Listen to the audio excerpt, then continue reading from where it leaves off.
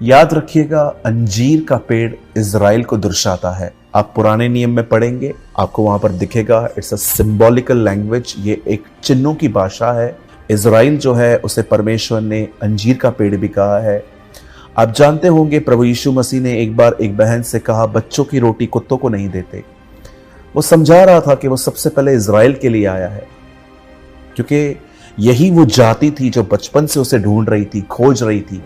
या कई बार चेलों को जब उसे प्रचार करने के लिए भेजा तो उसने कहा, जाओ और इज़राइल की खोई हुई भेड़ों में से और किसी के पास मत जाना, न सामरी के नगर में प्रवेश करना। ये एक टाइम था जब यीशु ने मात्र उनके लिए ही उन्हें भेजा। लेकिन अगर आप 24 अध्याय लूका पढ़ेंगे तो वहां लिखा है कि यीशु ने कहा, अब जाओ और सारी जातियों को मेरे बारे में बताओ, उन्हें पिता पुत्र पवित्र आत्मा के नाम से बपतिस्मा दो। ये मत्ती में है, लेकिन लूका में लिखा है, जाओ और उनके बीच में पापों की क्षमा का प्रचार करो। सारी जाति, वहां वर्ड है सारी जाति। सबसे पहले वो इज़राइल के लिए आया था, लेकिन जब वो आया तो आपने देखा होगा यहूदी उसे स्वीकार नहीं कर रहे थे, उसके लिए तरह तरह की बातें कर रहे थे। सब कह रहे थे कि ये तो एक नॉर्मली यूसुफ का बेटा है, ये कहाँ मसीह है। और आप देख सकते हैं कि इज़राइल के बहुत सारे लोगों ने यीशु को रिजेक्ट किया था। और जब वो लगभग अपनी सेवकाई पूरी करने पर ही था, तब ये इंसिडेंट हुआ कि उसे भूख लगी और उसने फल को खोजा और उसे नहीं मिला, तब उसने उसे सुखा दिया। मैं आपको बताना चाहता हूं मेरे भाइयों, मेरी बहनों, अनुग्रह हर समय नहीं रहेगा। अगर हमने उसकी कदर नहीं की, अगर आज हम ये सोचते हैं कि बहुत टाइम है, जब चाहे तब पश्चाताप करेंगे, आज तो अपनी जिंदगी जी लें, तो मैं आपको बताना चाहता हूं, बाइबल में लिखा गया है, रोने पर भी इस एसाव को मन फिरा, पश्चाताप, तौबा, रिपेंट करने का मौका नहीं मिला। अगर आपको लगता है आप जब चाहें तब रिपेंट कर सकते हैं, तो ऐसा नहीं है।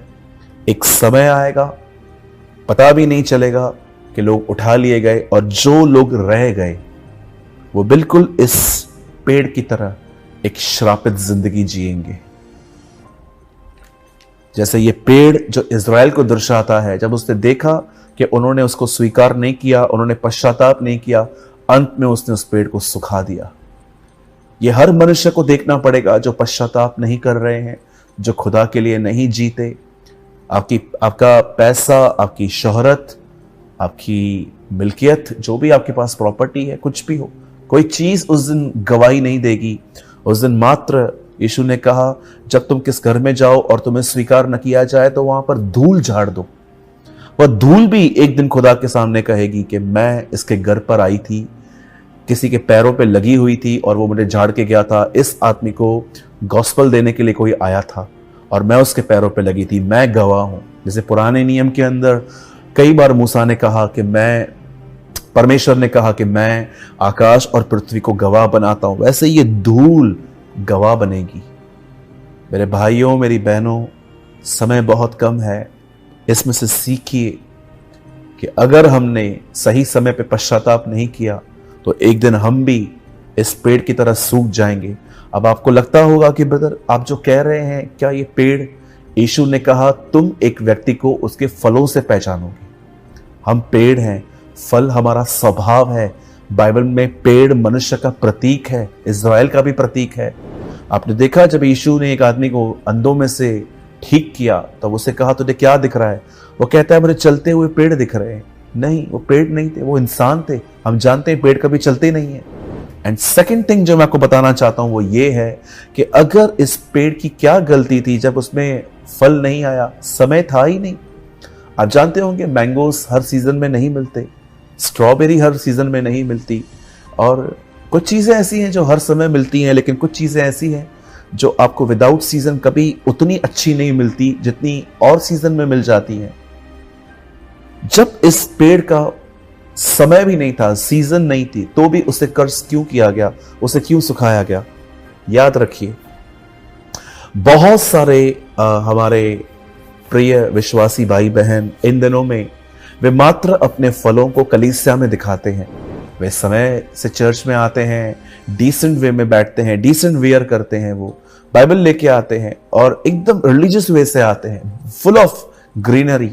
लेकिन जब वो यहां से बाहर निकलते हैं, उनके बाद उनकी एक अलग ही जिंदगी है।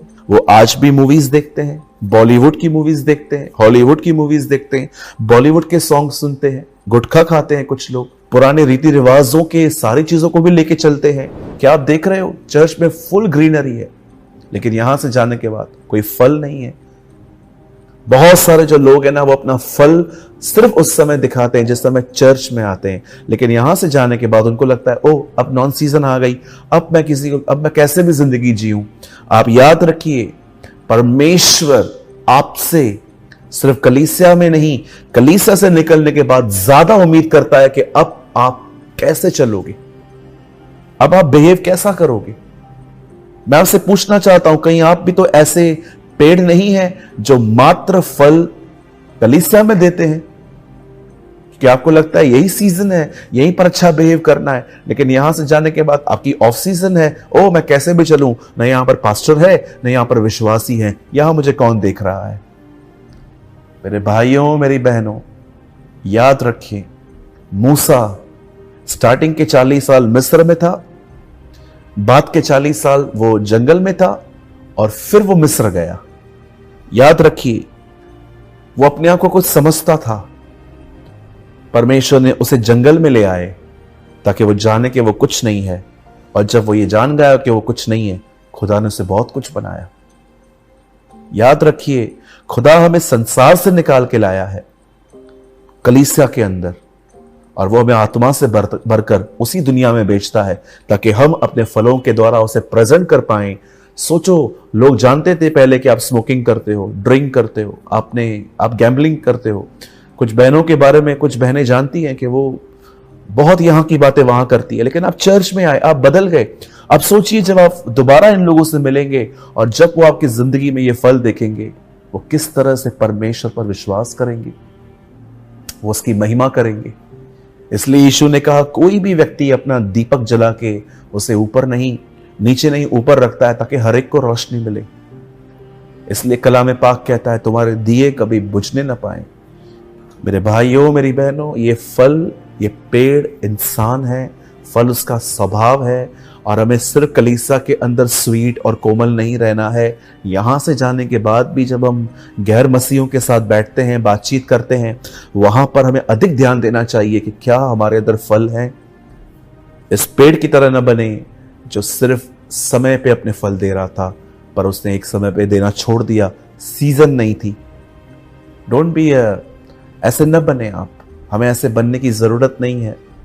मैं उम्मीद करता हूं आज इस वचन के द्वारा आपने जरूर कुछ लर्न किया होगा।